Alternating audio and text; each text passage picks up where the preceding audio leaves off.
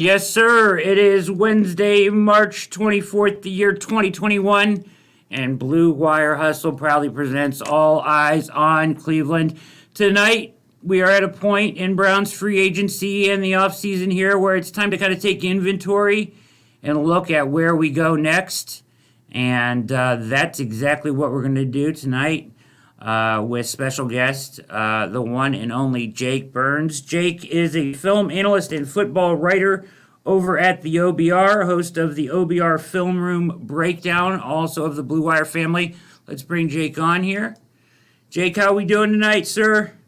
Hey, Brad, I'm great, man. Thanks for having me. Absolutely fired up here to go over some of this stuff with you. Let's do a quick kind of recap here. Free agency recap. Let's start with newcomers. You know, we've got the headliners. So John Johnson III, Tack McKinley, Troy Hill, Anthony Walker, Malik Jackson. I don't know if you want to call Greg Sennett a keep or an ad. He was on the Browns at one point, I know. And the guys that they've kept are obviously Kaderil Hodge, Rashard Higgins, Malcolm Smith, JoJo Natson, Cody Parkey, and Elijah Lee. Home runs with Johnson, Hill, Walker seems really impressive as a guy. Tell me a little bit. I did an interview with a guy that does Colts stuff last night on Anthony Walker. Seems like a really impressive person. What do you see on film with Anthony Walker? Well, he's primarily a Mike linebacker who's played next to Darius Leonard for a significant portion of his career. So he's had quality talent around him, and is definitely a guy who is known in a similar mold to John Johnson for being a leader on and off the field. A guy who's vocal, a guy who's committed to calling out defensive signals, getting guys aligned in the right position. Big time help in preparation, big time help in film study. Those sorts of things stood out. I mean, you know, it doesn't take a genius to watch how his teammates talked about him and understand the impact that he made. And I'm sure your guy mentioned the same things. I mean, for a guy like Darius Leonard, who is big a name at linebacker as there is in the NFL, in my opinion, if you don't know his name, you're not paying attention. To make that kind of tribute video to a player leaving, it's significant. It means something. It means that he had a profound impact on him. And I would say he's going to have a profound impact on Jacob Phillips. I mean, like, you look at and not just Jacob Phillips, but if he has that kind of impact on Darius Leonard, a guy who has, you know, top talent, who he can earn his respect pretty quickly, you know, how's that going to impact it's overall a young group? I mean, Malcolm Smith aside, who I think is going to have a decreased role, but still a role in certain situations.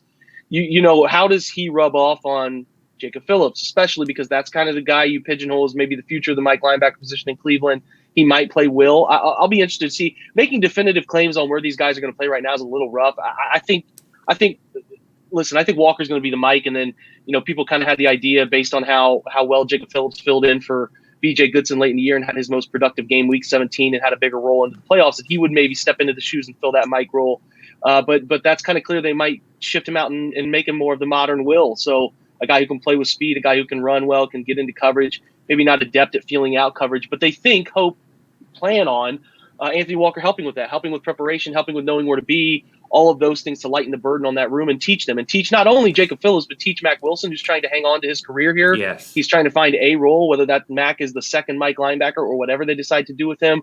Sione Takitaki has started to make strides in the right direction, especially as a Sam linebacker playing downhill in base sets. But he made plays in the passing game late in the year, but definitely is not a guy known for his ability to cover. So what I guess it comes down to what kind of impact can Anthony Walker have on those guys? Can he teach them things? Can he teach them some tricks, things that he's learned along the way that has helped his NFL career? Because Anthony Walker's not the greatest athlete in the world, not the twitchiest, not the quickest, but he's found a niche in the NFL. He's found a way to make plays. He's found a way to do enough to be a valuable part of a franchise. And then not just a valuable part of a franchise. If you remember playing the Colts last year, those guys played the run game as well as anybody in the NFL. Yes. And he was the anchor of that, a big part of that. So you hope he brings that to Cleveland. The expanded coverage, which we will talk about, the ability of John Johnson, Troy Hill, Greedy coming back healthy, Denzel Ward, is that with Ronnie Harrison too, is that they will play a minimal role in pass coverage, and they will just kind of anchor a little area, whether that's curl flat, whether that's a hook, a middle, deep middle, whatever it is. Make that role as easy on those guys as possible is kind of the hope, and let those linebackers that you're going to play, whether that's one in dime sets or two in nickel sets or base looks, play downhill, play aggressive. So Anthony Walker's not a big name, but he's a good name for what they do with the linebacker position, how they view it, how they value it. And I was a BJ Goodson supporter. It's not a secret. I thought they would bring him back. Yeah. I thought the value was right, but I also can get behind somebody who brings not just the ability to be a good enough or solid NFL middle linebacker, but a guy who can, rub off on teammates and be a leader and be a locker room presence. That stuff matters too, especially when you're still bringing guys along and how to win at the NFL level. Yeah, for sure. Guys that are, they brought in two guys. When you look at John Johnson, the third, and him, guys that are 25, 26 years old that are already leaders and that had that kind of impact as you talked about in that, where Darius Leonard had, basically credited him with being the man that he is and the player that he is today. So pretty impressive stuff there. Seems like a good fit, at least off the field for sure. And like you said, hope he rubs off on those other guys. Thoughts on bringing Malcolm Smith back? Are you okay with that move?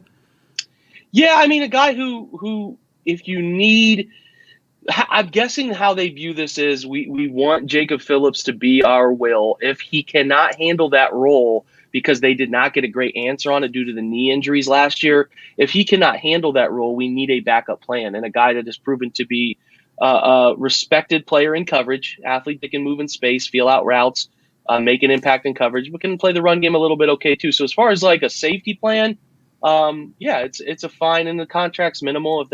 If the worst is the worst, well, I guess this would be the best case scenario is that Jacob Phillips comes into camp ready to go. He's rocking and rolling. He has a great training camp and a great preseason. Right. And it's like, hey man, we're ready to throw him in and play him. Then Malcolm Smith's role is probably pretty minimal. That would be the ideal thing. But if Jacob Phillips is not ready to handle that burden, having somebody like Malcolm Smith who is comfortable in Joe Woods' defense primarily, first and foremost, and can play spot duty, can play pass coverage situations, can step in and start for that price, I'm more than fine with having Malcolm back. It probably to the point that, and I've been pretty vocal about this, they were not going to sign a free agent linebacker of significance, especially dollar cents wise. But right. I would be very, very, very, very surprised if they spend any of their first 4 picks on a linebacker too. I just don't think they view it as that valuable, and they made sure to have plans for that position that covered up for the immediate and the future.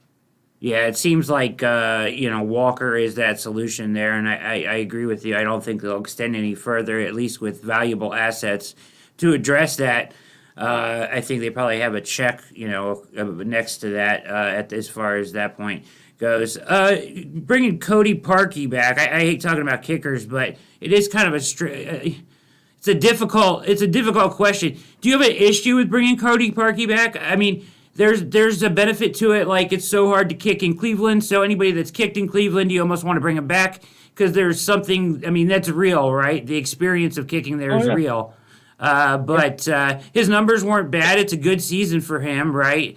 If you look at the raw numbers. However, he wasn't great by any stretch of the imagination. He doesn't have a big leg or anything.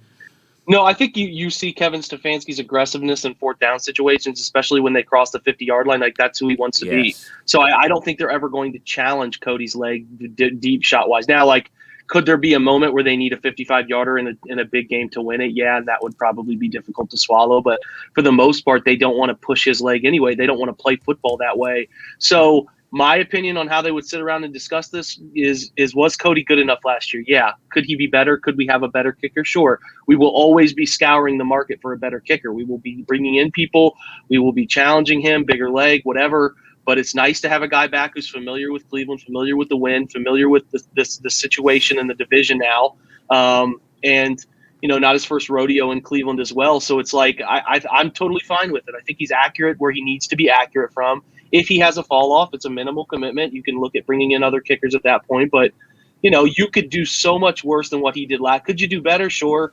But he was fine. And a lot of people always texted me about that. Like, it's hard to be kicking. It's really hard. It's hard because you make like 25 plays a year and you miss a couple of them, and that's what people remember. So their goal is to, as often as possible, there's been some good metrics put out on this in the past few days, be as aggressive on 4th down as they can and put themselves in situations where they're not relying on 48, 49, 50 and above kicks from their kicker. They don't want to do that. And I don't think it even matters if it was Cody Parkey or some guy who's got a bigger leg. Like, I just don't think they want to risk that until they get to the point maybe that they have somebody of the Bucker or if you ever strike gold and get a Tucker level kicker, that stuff's, it's rare. But they just are going to try to minimize that as much as they can. And they thought that Cody was good enough last year, and he was fine on kickoffs too. So that's all positive. Yeah, he did a good job with that stuff. I'm going to bring up some stuff here for us. A little bit of news here today. Let's see. Mikey gets that right. There we go. Well done, Mikey. Jadeveon Clowney visits the Browns. It's the news of the day here. He comes in, he leaves unsigned. Pass rusher, was with the Titans last year. Disappointing season, but this has been an on and off again courtship that the Browns have been in with Clowney with. And we can start with Takk McKinley here a little bit. In that, do you think, now that you see that they brought Clowney in and we don't know what it was for, if it was like to check on his knee or whatever, right? And he leaves without a contract. Do you think their plan initially was to hit bigger at the edge position and they just weren't going to overpay? Or was this always part of their plan, like they were just going to, find a stopgap and address it a different way later? I think they had probably multiple routes they wanted to go, depending on first what John Johnson did. If John Johnson was interested in the money that they gave him, probably tighten their belt a little bit more than they were anticipating to go after Carl Lawson, Trey Hendrickson. So I think they were in on JJ, obviously. I think they were aggressive in their pursuit of him. Didn't get him, said, hey, we're going to go into this free agency period. We're going to look at going aggressively after the safety we want. We'll see what decision he makes. We're going to put offers into Hendrickson. We're going to put an offer into Lawson, and we're going to see where they sit. And those two guys were patient. And I think but I do think they were aggressive, but not overly aggressive to the point that others were. And they said, hey, if you want to be a part of what we have being built here, take this money or don't. And they didn't take it. They've passed the money around to some different locations. And I continue to say they're invested in Takk McKinley. Like, I just think they claimed him multiple times. They see him as a lotto ticket player who was people forget Takk was relatively fine. And if above average his first 3 seasons, over 130 pressures before things fell off when Dan Quinn's the whole team went off the rails there this last year. So you're worried about what happened in his 4th year, but you also say, hey, for $5 million in a 1-year deal, maybe this guy reignites his entire career, his approach, becomes a quasi Shaq Barrett when he left Denver and ends in 19 sacks his first year in Tampa. Not saying he's going to have 19 sacks, but that's kind of like what you're trying to do here. So they like him. They think he can be a player without the burden of having to play alongside or be the number one guy. He can be relieved next to Miles or opposite Miles and have more one-on-one situations. And that could be good for him. It could light something. They like Porter Gustin, I think, and they're going to get – I mean, it's interesting to me is that this is the first connection they've had to anybody of the elder statesman in the defensive line. Like, Vinny Curry was always going to be interesting. Melvin Ingram was always going to be interesting. Some of those guys and definitely there was links to Clowney because of the money they offered him last year. So it's nice to hear that they're interested in some sort of defensive end veteran that can be a guy especially, I mean, I view Clowney as having 2 or 3 good football seasons left in him. I mean, before he really starts to fall off. He had an injury last year, but he's always played the run game really effectively. So, like, I'm happy they're interested. I don't know what it really means. They might have been looking at the injury. They might have just wanted to sit down and be like, hey, man, what does it really take to get you here? What is it like? Do you like the place? Do you like, can you see yourself play? Could be a whole feeling out process there. Clowney's proven that he will take his time in making a decision. So, I'm just encouraged to hear that they are looking at the veteran DN market. Still some names out there of interest, and definitely guys in the draft of interest too. Yeah, so, I mean, just real quickly here with Clowney, I mean, we know that, like, you know, the Browns were out there, supposedly out there for like $17 million for a year last year. I mean, he ended up getting 13, right, to go play with the Titans. He was banged up. He's got the knee issues, 0 sacks. But he's not really like a sack guy. He's kind of a more like fuck the play up guy, right? Like he's not. He just kind of wreaks havoc back there more than he does, you know, get straightaway sacks. And he plays the run really well, like you said. Even in, like, if you check his weekly grades, and he played 10 weeks here, and you know, I I laughed now that I'm looking at this PFF after your timeline today about you were in quite a discussion about PFF grades, but yeah, but his I think people misinterpreted that. I wasn't knocking yeah. PFF. I was like giving them credit for Yeah, kind of changing the way people talk about football. Like imagine in 2010 being like, that guy's a 74 overall. Like, like you know what I mean? I don't know. Yeah. Yeah, I mean, I love it as a tool, but I don't take it like I kind of like, it's a great tool, but it's and it's something that you can go to quickly, and there's some, I mean, it has some worth, it has some value certainly, but I think there's a lot of things that can't be measured this way. So I think it's just a tool. It's the kind of the way that I look at it, and a valuable one certainly. But you look at his pass rush though. Even though without the sacks, I mean, he's still up there in most of these weeks, 74, 78. He ends with a 69.6 for the year. And in his career, it's not like he's trending downwards. He's been trending upwards in his pass rush grades pretty much, except for last year, getting close to 80 there and 18 and 19 with Seattle.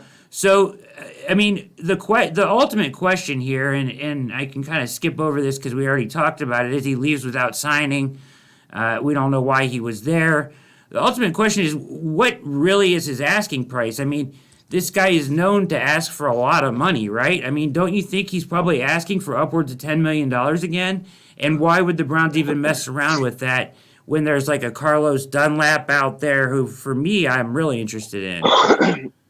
Yeah, I mean, it's tough to tell. I don't really know what he's after. He could be. I mean, he views himself as the quality player I still think he is. And it boils down to what the Browns think of him. Like, if they think Carlos Dunlap's a better player for cheaper, they could certainly go that route. Or they could view, like, Clowney is a long-term 3 or 4 year piece here. Like, he's still relatively young. That's it's not old. Yeah. So it's like it depends what they view of him, and how willing Jadeveon is to bend on some of those things, because the market for him is not as hot. And you got to think this guy's been on top of the athlete world his whole life, from high school to college to the first pick in the draft. He's not used to being people telling him he's bad. So like, there's an you got to accept your situation where, listen, I think he's good. And I don't judge a player by his sacks because I think you have to create pressure. I judge players by pressure percentage, and he does okay. He does fine.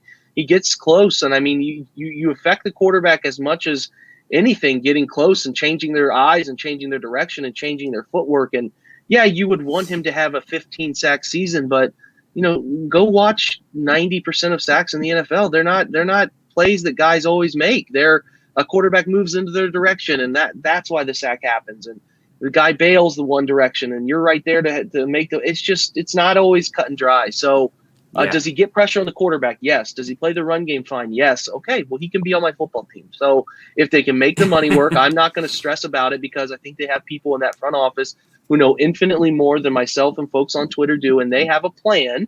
I would imagine that involves not burning through rollover cap, not burning through the things that make it necessary to keep the long-term puzzle alive. And if Clowney does not want to fall into those financial parameters, then it'll be move along. Like, that's just kind of the nature of it. So you hope it can work out. But if they sign him to a $13 million deal, I'm not going to be like, oh my God, the world is ending. Like, they clearly have some kind of plan. If you look at how they structured John Johnson's contract, if you look at how they structured Troy Hill, they've softened the cap numbers, even dating back to Austin Hooper and Jack Conklin on the present year. And they have not. You've got to remember, people have not talked about this enough. So many teams across the NFL have restructured contracts to buy out some guys' salary cap number and give them more up front. Cleveland hasn't done that. They've held on to some of those things for movement that they can make in the future. And if they say, hey, we really want Clowney, well, then we need to restructure Sheldon to free up a little bit of money here. They can do those things. That's something that's there for them. Yeah, the guys that stand out are what you said. Who'd you just say? I'm sorry. Sheldon and Landry both are in a situation where you could say, hey, we'd like to keep you around maybe for another year, roll that contract into a signing bonus and really lower that cap number, right? And you can mess with Odell's number too. Like, you can manipulate some of your people to make it right, make it work. And the void years they've attached have been a smart thing to do. And I don't have any concerns about the Browns salary cap right now. Like none. Okay. When it comes down to when they really start signing a bunch of guys long term, which is down the line, is Baker and I think they end up paying Nick some money, and I think they end up giving Denzel another contract. Like that's when I'll start to say, okay, things are getting a little tighter, but they can manipulate people they have right now to make it work. So I'm just not going to spend time in front of my computer stressing about numbers that Brad, we may know 50% of total. Like we may know maybe 50% of the puzzle pieces and how that all fits together. Like I think we underestimate that publicly. Like we don't really know what the structure is of these things, and we don't know what they can do, what is in front of them eligible to be done. So I'm not gonna worry about it. Yeah. So clearly, I have been worrying about it, as you see, but That's so okay. much I'm not worrying gonna about it. knock people who do it, but I just like I don't No. know. My brain's small, so I can't do too much of that with numbers. Yeah, I just kind of researching it. They have the Browns in here at like $14 million over. The cap has the same number, and that's your top 51 number, right? Which is kind of probably the right number to look at because you get a lot of displaced money when guys get added on to the roster. And then they don't have Higgins in here yet. Malik Jackson, Elijah Lee, JoJo Natson, Greg Sennett, and I hope I'm saying that right. Is it Sennett? It could be Sinet. I don't know. Your Yeah. guess is as good as mine. And then Anthony Walker Jr. Now, the highlighted players come to about $12 million the way that I look at it. Now that, will displace some money. People are looking a lot in the, I've seen in a lot of chat rooms and people on Twitter saying, oh, but, they have almost $9 million that they have to dedicate for the draft. But if you look at it on here, guys that are going to be in the top 51, you're probably looking at more around $5 million, which is how it'll break down eventually. So with the, the $12 million, the displaced money from the salary, you come to pretty close to the salary cap. But the thing we don't know is we haven't seen about 5 contracts, which have unknown bonuses. And a lot of those could have, those bonuses will get prorated.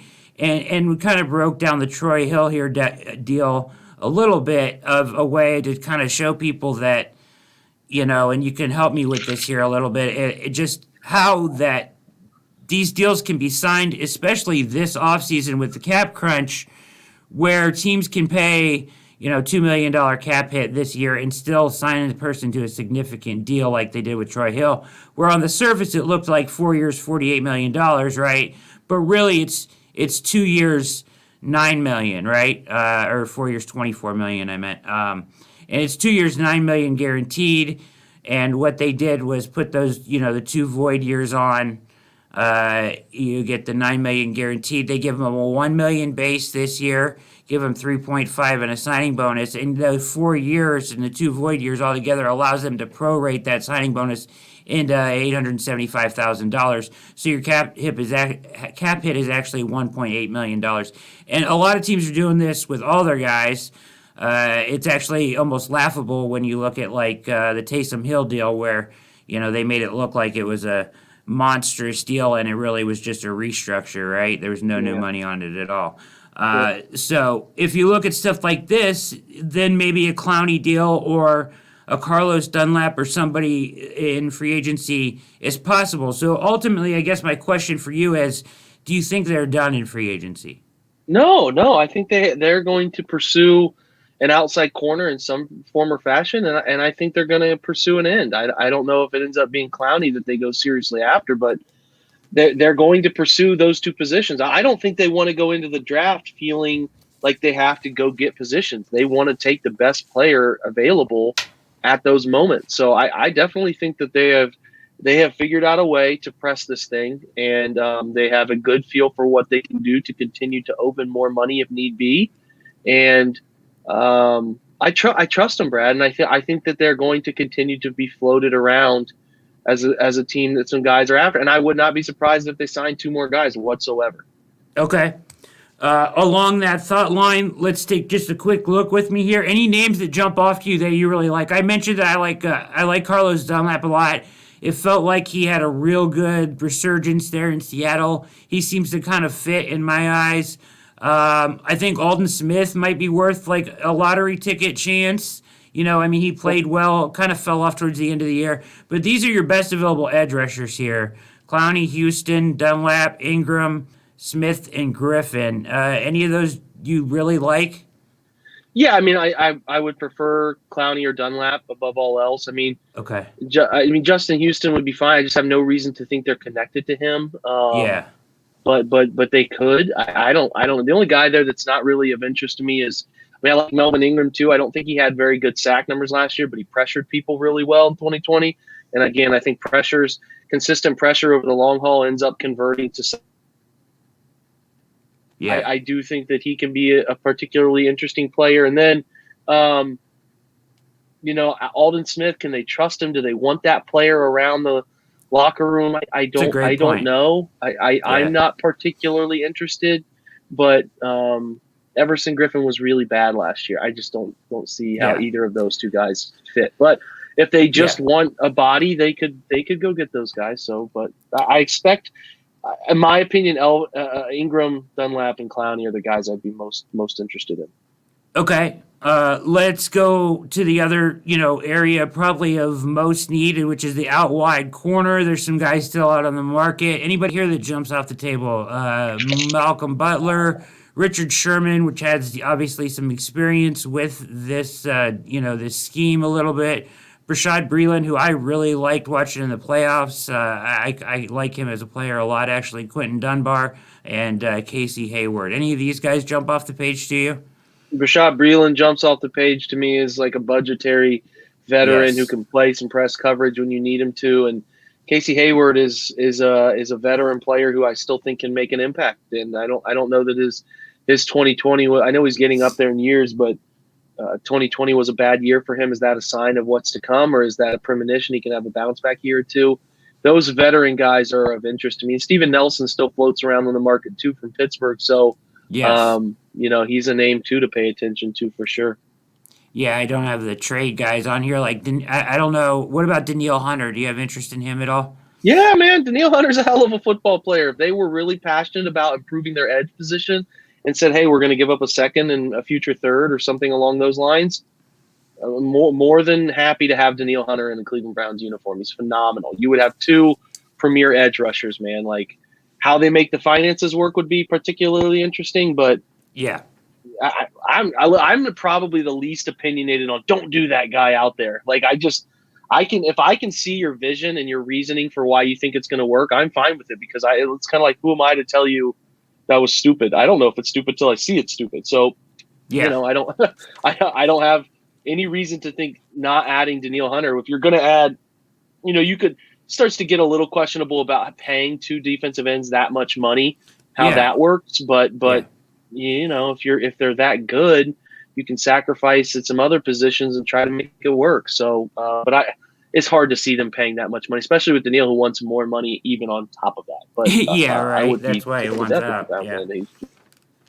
That's a great point. You're listening and watching All Eyes on Cleveland. Make sure you hit the subscribe button down below if you're watching tonight. Our special guest, Jake Burns of the OBR here. This is our off-season, All Eyes on Cleveland's off-season 2021 What's Next edition, as we are kind of through the first and second wave of free agency here. Really like what the Browns have done so far, but it's kind of time to address, what may be coming next. We kind of looked at what's left in free agency, potentially. Just a quick moment on the draft, as the draft is a whole nother show. But with what they have so far, at 26 in your day two picks, your valuable picks here, right? Where you're going to have 4 picks that probably you could maybe get guys that you want to contribute, right? With the two third rounders.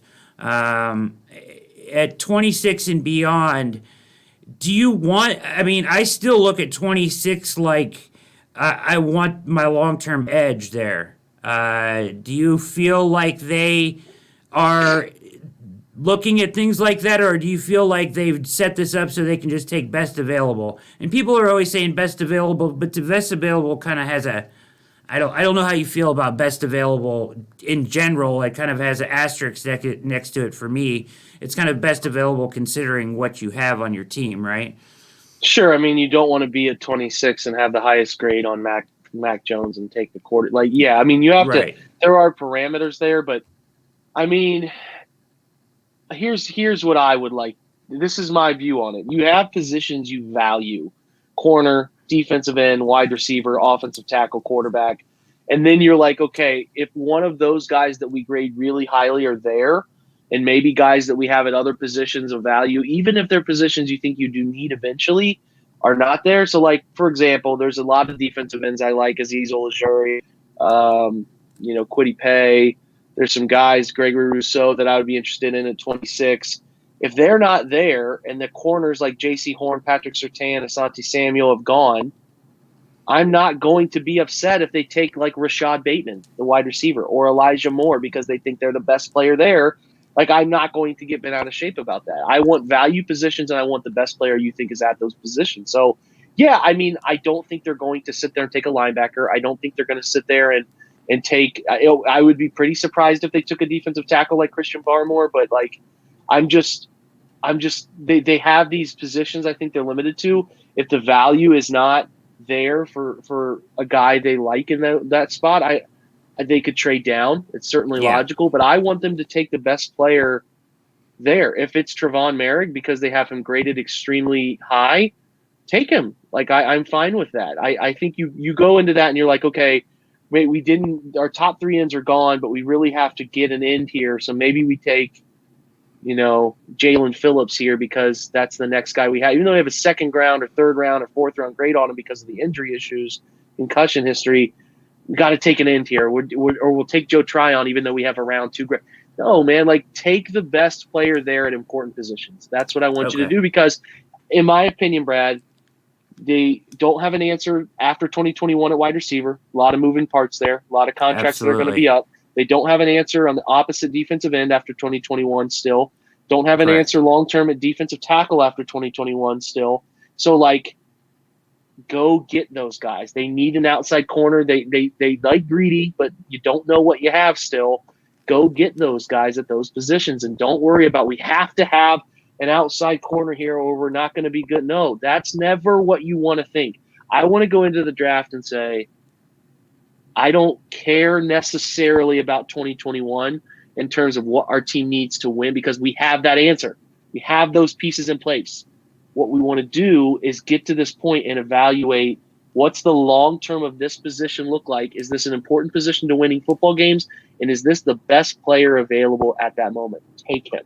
Like, in my opinion, if you're in round 4, it's pick 110 and Hunter Long, the Boston College tight end, is there. I'm not going to say to myself, we have Njoku and we have Hooper and we have Harrison Bryant for that. Take the kid because after 2021, David Njoku could be gone. Somebody want to give him big money. You don't want to pay him. Maybe Austin Hooper doesn't have a good year next year and you can get out of his contract after that. Don't worry about it. Like, hey, man, we can't go into 2021 with a fourth tight. Yeah, you can carry a fourth tight end and you can figure it out. Like, take good football players. That's what I want. Above all else, take good football players at positions of value. Don't stretch yourself for positions that you think you need. And don't go waste picks on non-premium positions early. Like, unless it's a freak like Nick Chubb and you need to spend that at that spot because you have nobody else or whatever. So, yeah, that's where I'm at, man. That's kind of just my general draft philosophy.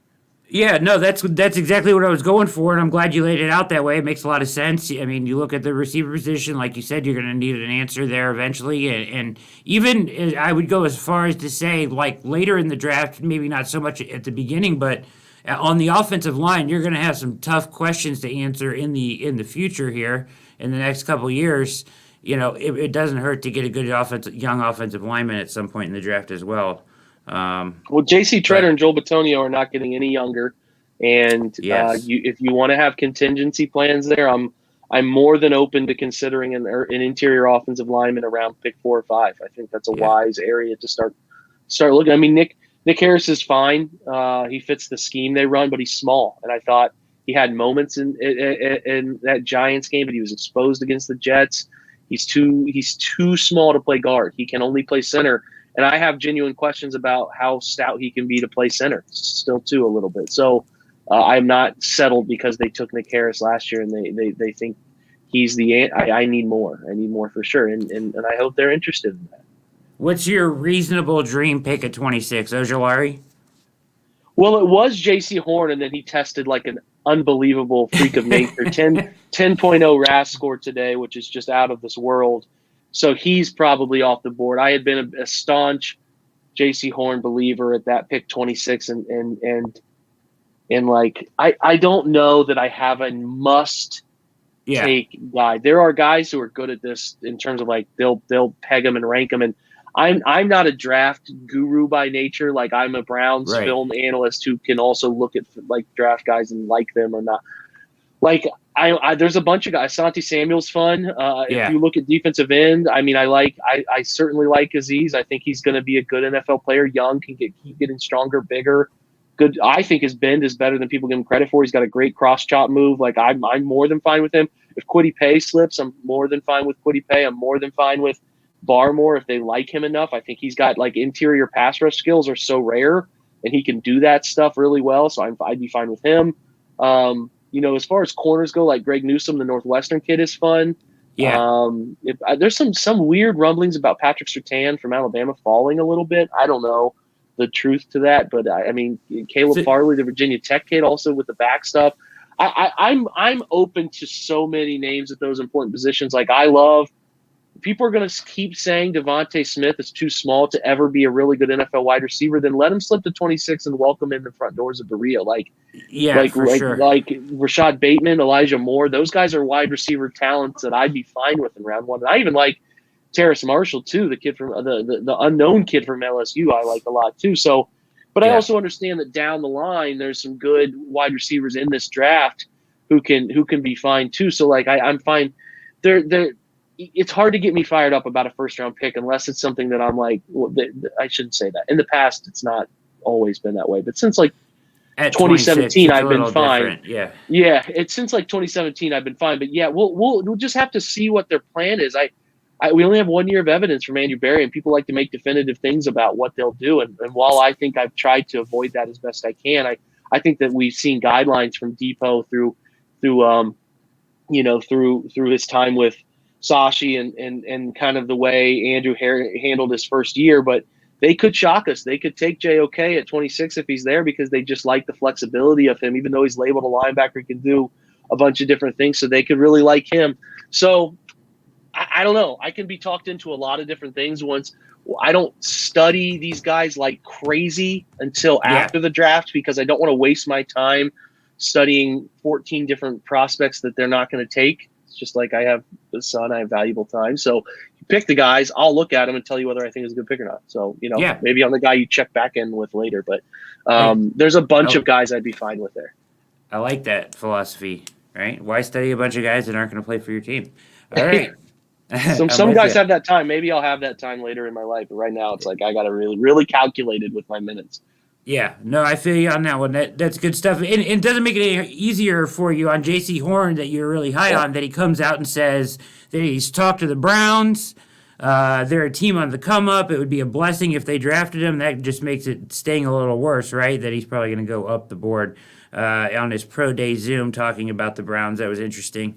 And I saw you say that he probably will not be there at this point, right? Yeah, if he's there at 26, I would be like, I'd light my pants on fire. Like, I just don't think he's going to be there. I just don't see that happening. I'm going to hold you to that, Jake. Listen, if it happens, I will take a backyard video of my pants on fire out there. So. Okay. Just kidding. I'm not really going to hold you to it. All right. Let's transition then from draft because that's, a whole nother, thing. And I just kind of wanted to get your philosophy on that. Certainly value your take on that for sure and agree with kind of pretty much everything you said there. Let's talk extensions real quick because this gets a little, I don't know, some of these are a little tricky, especially Nick Chubb right now. So this is the offseason for Nick Chubb extension, right? I guess I don't know if they do it during the season or how that looks. Aaron Jones just took a 4-year, $48 million deal, which is really like 2 years, $20 million, which is almost exactly what he would get with 2 years of the franchise tag, right? They got themselves a nice out after year 2. It's a pretty nice contract if you look at it. Is that what they offer Nick Chubb, like the equivalent? So they give him some long-term, stability. Like, hey, we could tag you, but instead we're going to give you a couple years of what you would have gotten on the tag and take it that or leave it. Or because really they could tag him 3 times and it would look probably better than the Aaron Jones deal. Yeah, I don't know. I don't know what the incentive would be for Nick to take a deal like that because I think he's going to get paid somewhere. My only thought was that we talk about they're cutting 2021 costs on some things, and like, is that because they want to buy out a year of Nick's rookie contract and pay him early and spend some money on him now so that when you kick in Baker and Denzel and some others down the line, it doesn't have as big an impact? I've thought that could be a thing. I don't know. I'll have to see. It would only make sense, kind of like baseball where they buy out your service years and stuff like that. So I don't know. I would presume that, yes, they would make some deal that gives Nick good money up front, and Nick views the Browns as a serious Super Bowl contender still and likes it here and playing behind this offensive line and this system, and they can make it work. Look, all of these guys are getting paid, Brad, like Derrick Henry, Ezekiel Elliott, Dalvin Cook. They're all getting paid. Christian McCaffrey. He's going to get paid. And I guess the Browns could be the first team to buck that trend. I guess we would know. We would probably have a better feel if they surprised us and took like Demetric Felton in the 4th round or 5th round. They took a running back like in a valuable spot this year to start to groom that player. But I just think until I see a big name running back truly get let go in their prime, young prime, after a rookie contract where Nick is produced as an elite running back, then I'll believe it. I just think they're going to find a way to pay him. They're going to pay him a 4-year, $48 million, 4 years, $50 million with 22 guaranteed, something like that. It'll be structured similar. Yeah. Yeah. I totally agree that he'll get paid. I guess my thing is, like, I don't know. The franchise tag comes with a kind of a bad blood thing between the team and the player sometimes.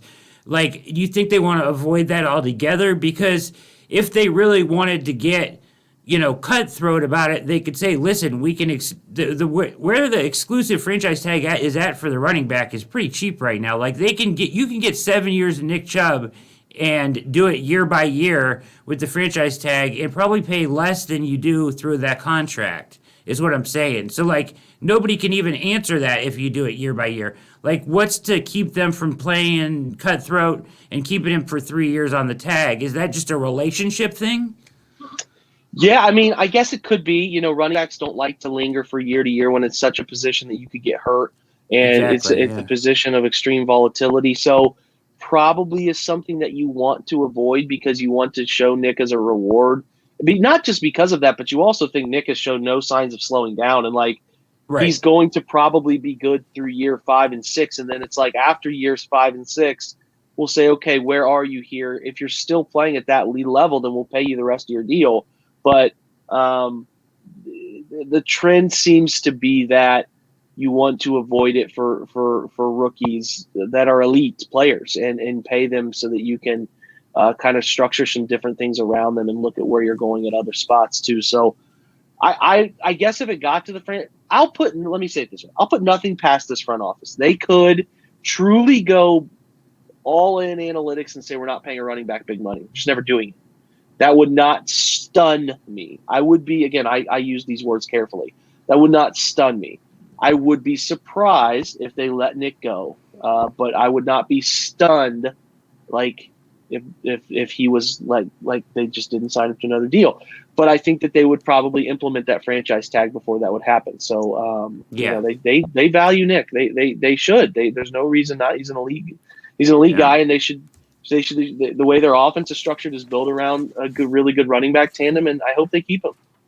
Yeah, me too. He's a special guy too, and a special guy to have a part of this organization. So I want to see him stay for sure.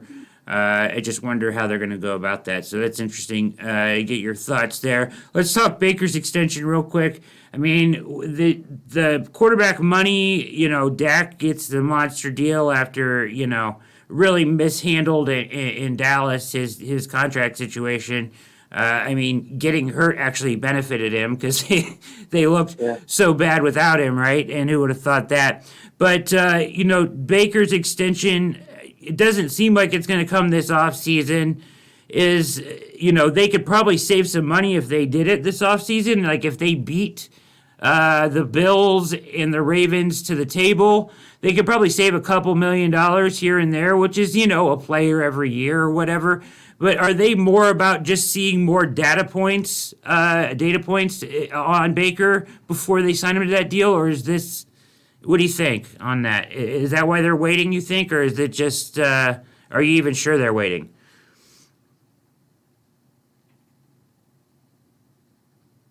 It is cutting out pretty hard. I'm not sure I got that question. Oh no, yeah, you're fine. Don't worry about that. So I guess the ultimate question is The Baker extension. yeah, do you feel like the reason why they're waiting? Well, I think it's twofold. I think Baker's interested in waiting because the salary cap's going to jump. I mean, like for Baker, I just had this question on a pod yesterday, and it's like I formulated the way on that. They typically want a 3-year window to analyze a quarterback. It's natural, but the Browns they botched it. They lame ducked Hugh. They brought in Haley, who was so bad they couldn't even keep him around. Freddie, this premonition happens with Freddie, and you give him this weird opportunity to be the head coach without really everybody buying into it. So they didn't really give him a competent head coach until year 3, and then they started to surround him with the things he needs in year 3, and it took off by the end of the year. So like. That evaluation year, though, is still probably too small for them to feel comfortable with to truly go out and offer him a $175 million deal or whatever. So Baker being the confident bravado dude that he is, he's probably like, that's cool. I'm fine with that.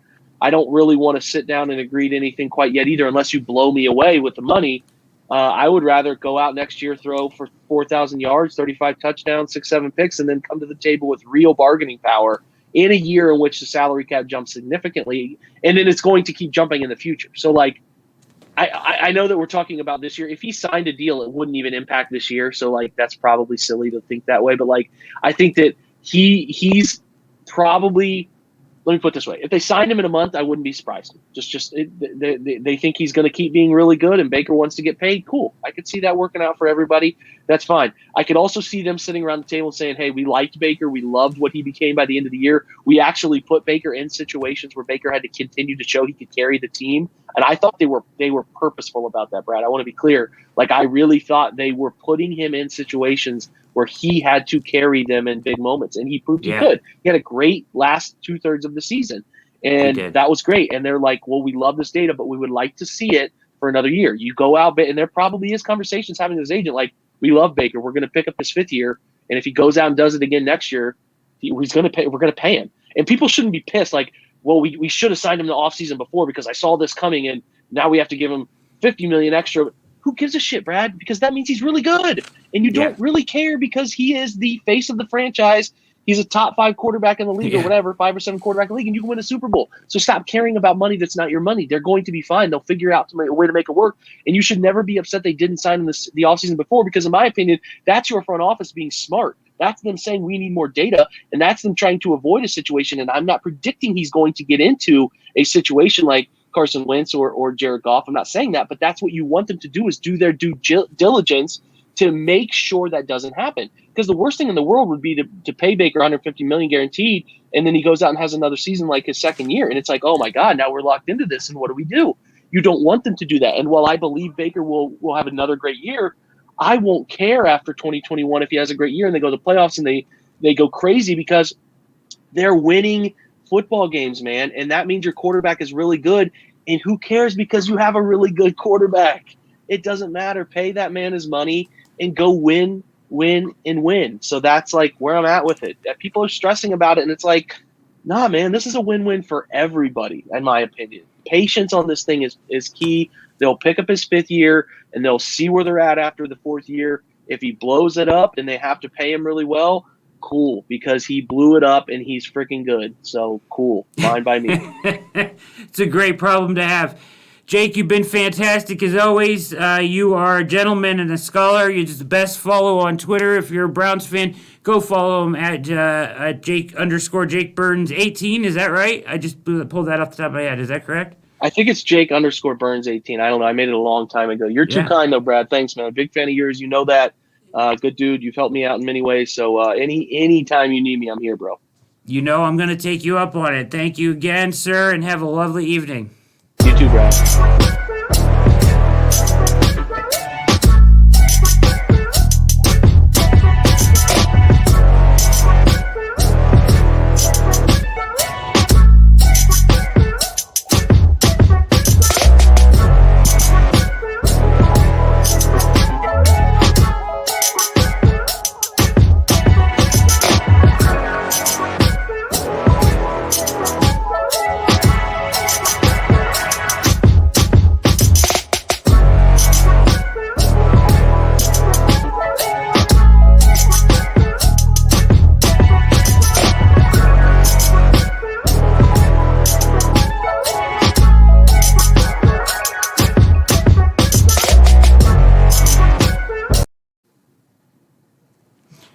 That was an interview with Jake Burns of the OBR, absolutely killing it tonight on All Eyes on Cleveland on our 2021 offseason What's Next version edition of the show. I hope you enjoyed that interview, as Jake always knocks it out of the park. Seriously, smartest guy when it comes to Browns football in the city.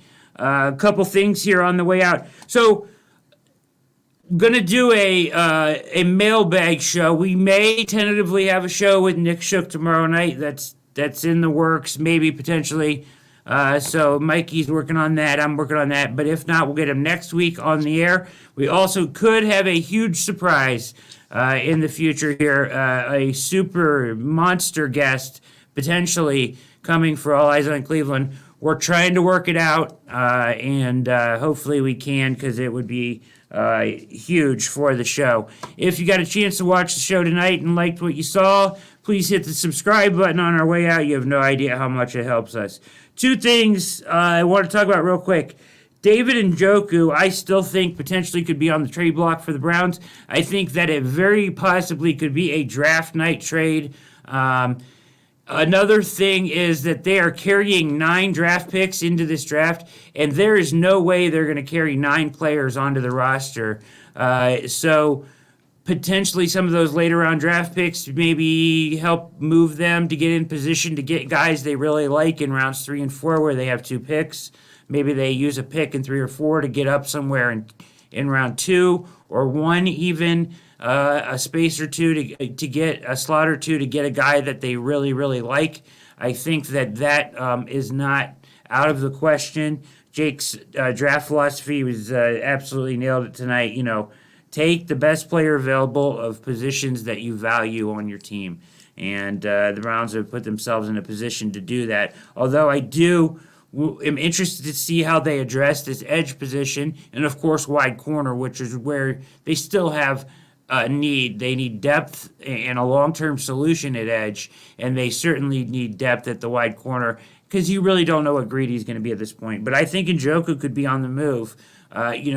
Jake kind of teased that they might take a tight end, even if he's the mid draft, and that having 3 good tight ends shouldn't deter you from that because you don't know what's going to happen with Njoku. But I don't even know if he's going to see this season because ultimately the guy has made it very clear he doesn't want to be here. He's taking down everything Browns and all this and that. And I know he's very professional, so if you bring him back, he's going to put his head down and work and play. But he's made it clear he doesn't want to be in Cleveland. And as far as I'm concerned, if they find a way to use him as a piece to get something else that they need and backfill with maybe a later pick in the draft at tight end, dealing from a position of power, it doesn't bother me in this situation. I certainly think that could be a draft night, asset that Andrew Berry and Paul D. Podesta look at. Like, hey, if we need to use David Njoku to get this player or move in the draft at a certain point, I think it's something that they could do. I wonder when I was doing my salary cap work for this show that I wonder how long MJ Stewart is for this roster. He makes over $1 million. It's not guaranteed. He could be a cut at some point. I think if they, get what they want in free agency, maybe they add a veteran cornerback and then add another cornerback in the draft. I find it hard to believe that they would keep MJ Stewart around. I know he played really well for them in the playoffs, but the facts of it is he's short and slow, and he just doesn't. I don't see him as a long-term part of the Browns. So keeping him around now for maybe a younger player, like they did bring back Robert Jackson, R-Jax, who did step up and play well, and not well, but admirably in moments when they needed him to towards the end of the season, makes a lot more sense to keep a guy like Jackson around than it does Stewart, in my opinion. Somebody with a higher ceiling, younger, and certainly they are hopefully adding more of those pieces, younger, higher ceiling guys to the roster via draft, free agency, whatever it may be, that I don't know how long MJ Stewart is for this roster. Just a couple of thoughts. Last thing before we get out of here, another huge thanks to Jake Burns, but once again, keep your prayers up for Ryan Switzer and Christian Switzer and family, as we see the updates on Twitter, and it's just an awful situation. I hope that little Christian, pray for his strength and everything, and send good vibes their way as they're having a really tough time, and want him to pull out of that for sure. It's not a cool story, and would be really hard to watch it as a parent. So certainly send them your prayers and good vibes for sure. The Switzer family and Christian Switzer, who is kind of going through a tough time right now, and certainly obviously his parents are as well. So send a prayer up, or send a tweet over his way, or send him some good vibes, whatever floats your boat or does your thing to help somebody out. Just do it for them right now. They're having a tough time.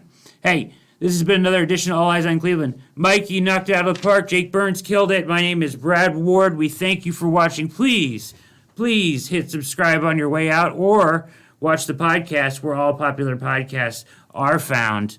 This has been another edition of All Eyes on Cleveland, the 2021 offseason What's Next edition. And with that, Mikey, my name is Brad Ward. We are out.